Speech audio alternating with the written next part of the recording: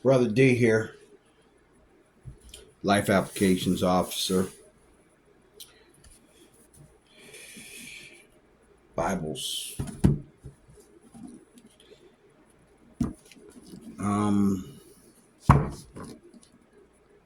This one today, look what I did to it.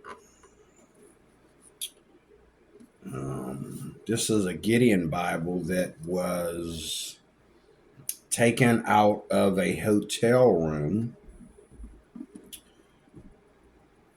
and it was given to the staff and ended up in the hands of security because someone wrote cuss words in this Bible. F you and stop reading this crap. Well, that's not the word that used. And all like that. So this was the second time I seen this Bible sitting there in a vase. And I says, and I guess they're trying to like throw it away or leave it for somebody that wants it. And, you know, I'd seen it. I remember moving it from one place to another, and then the next time I seen it was sitting in this big vase. Like they was going to throw the Bible and the vase both outside in the trash or something. And so yesterday, day before yesterday, I picked it up. Let me get some air here.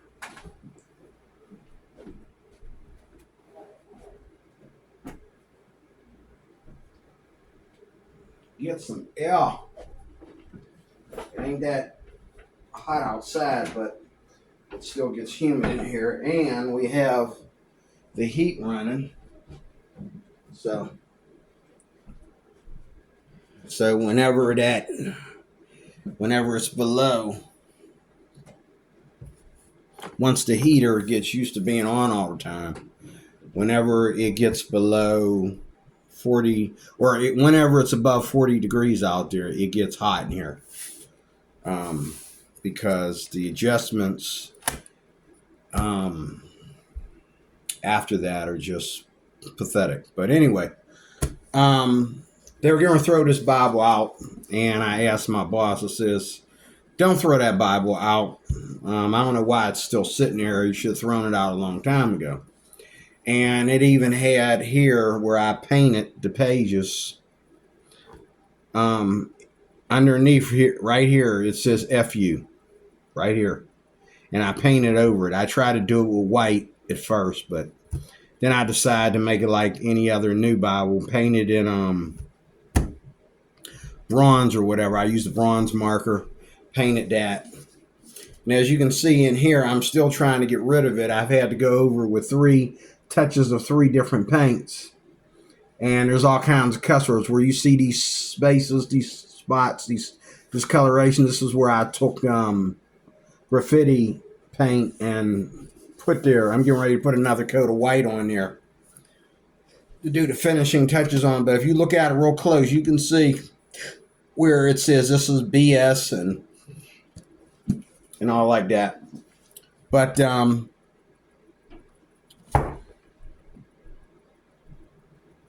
Bible is so disrespected today.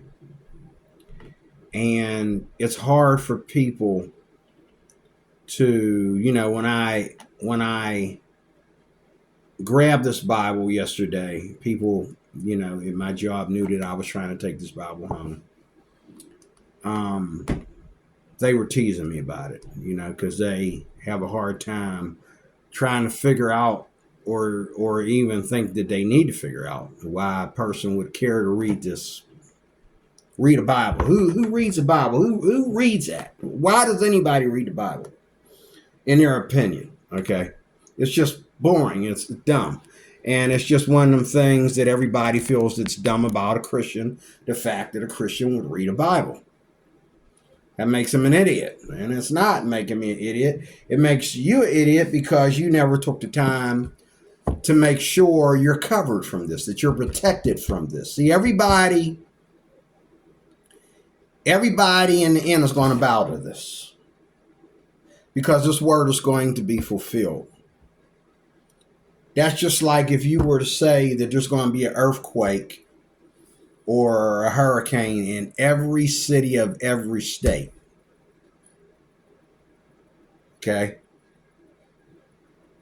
you really would not survive. What a lot of people do around typhoon season, tornado, hurricane season, even earthquakes, if they know it's coming and they know it will come. Now, a lot of people say, oh, it might not happen, so don't wet your pants just yet. It might not happen. And then when it happens, you're lucky to be alive if you get alive without, if you stay alive without being totally crippled, okay?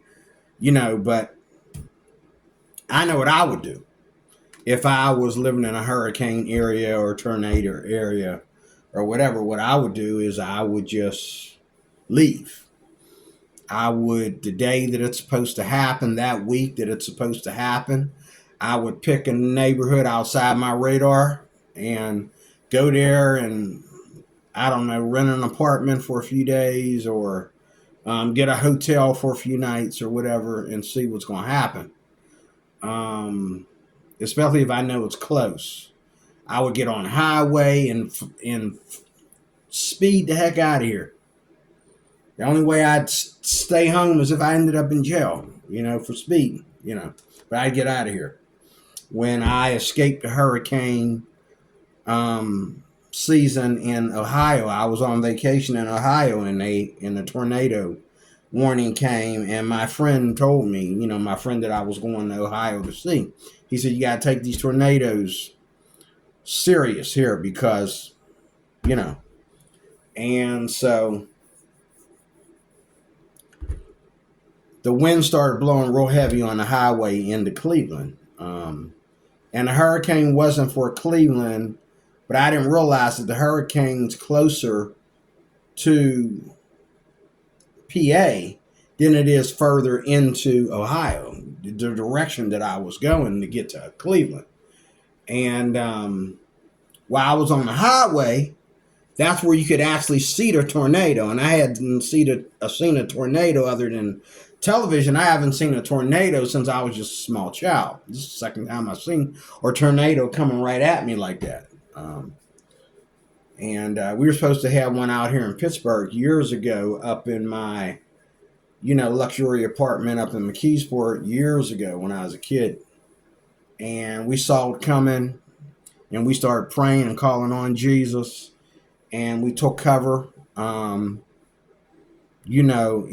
a room that was supposed to be opposite, because we didn't have a basement. I lived in the basement.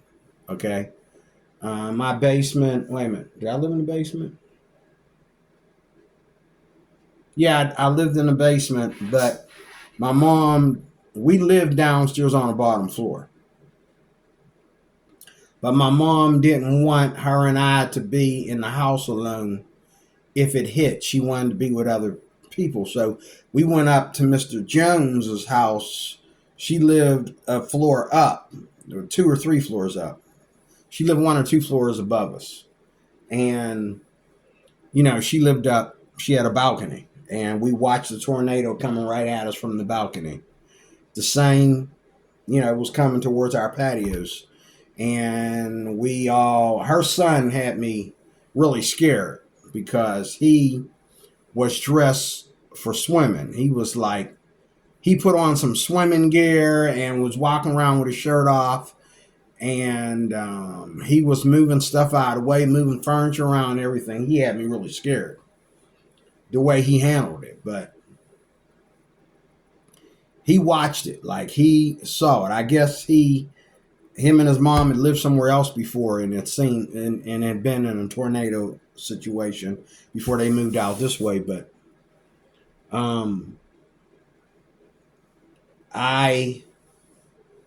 me and my mom and him and his mom, we all went in the other room to the right. And we were all in there in a circle praying and calling on the name of Jesus. And we heard it, and we heard like the blinds to the window smack real hard. The tornado came and then it like started to fade off to the right. So it missed us. But after it got so many miles out, it hit something way over here, and they were on the news where they had gotten hit. And so that was, I don't think we had a hurricane anywhere near Pittsburgh since then. But anyway, you got that going on, and so many people are afraid about the hurricane. So when I was on the way to Ohio to finish the story, I started noticing that I would keep getting, like people kept getting on and off the highway. And I'm driving and I'm looking at this tornado and I'm like, and the wind's blowing. There's like the debris flying past my window and all like that. And I'm like, man, the window's blowing and my car is going, and I mean, the wind is really strong. And then I realized that this is actually coming. This is coming to me, but it feels like something's pushing me this way, like into it. So finally, I'm looking around like, I'm the only one on the road. This road was packed with people. Now I'm the only one on here. So I got off the nearest exit, got on one of them Howard Johnson places, where you go in there. And them places are made out of brick. And we went in there and we were all, in there, behind the brick, ordering McDonald's, Burger King, Wendy's, whatever they got in there. And we sat there and we ate. And I remember people, this was back in 21. I remember people sitting on their cars and stuff outside watching. And the majority of us were inside though. And we were like away from the glass and just business going on as usual. But we was looking at that door, looking for something, somebody's car to go flying across the parking lot or something like that, including mine, But it never happened. We heard it coming through the neighborhood, coming across the highway. But we were below where I saw coming because, we got off the exit and went down under and, But anyway, I'm glad that Pittsburgh usually isn't a part of hurricane season. But I was here when it did, maybe one time since I've been on this planet. Now, I know other parts of Pennsylvania, every time Ohio gets hit, they get hit. Every time West Virginia or someplace close to Pennsylvania gets hit, there's parts of Pennsylvania that will get hit. Okay? And it's always less worse than what's actually going on in Ohio or West Virginia or something like that. But anyway, this hardback Bible had $1 in it. I gave the $1 to my boss. I said, put it in the fund. I just want this Bible. I'm going to take it home, clean it up. And I cleaned it up pretty well.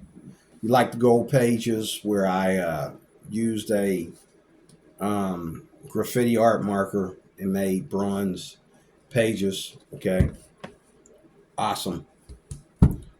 And so I'm going to stop there with this part of it. I want to show you the slides because I want to talk about these videos that I watched today. I watched James White and Jeff Riddle go at it. And I thought his name was Riddler, but it's actually Riddle, I guess. I've been putting off watching this debate. Every time I turn it on, something comes up. But I watched it in its majority today. They were getting ready to close when I actually started commenting on it. Also, I want you to meet Jim Brown. So that's that. I'm going to switch screens and we'll talk about this.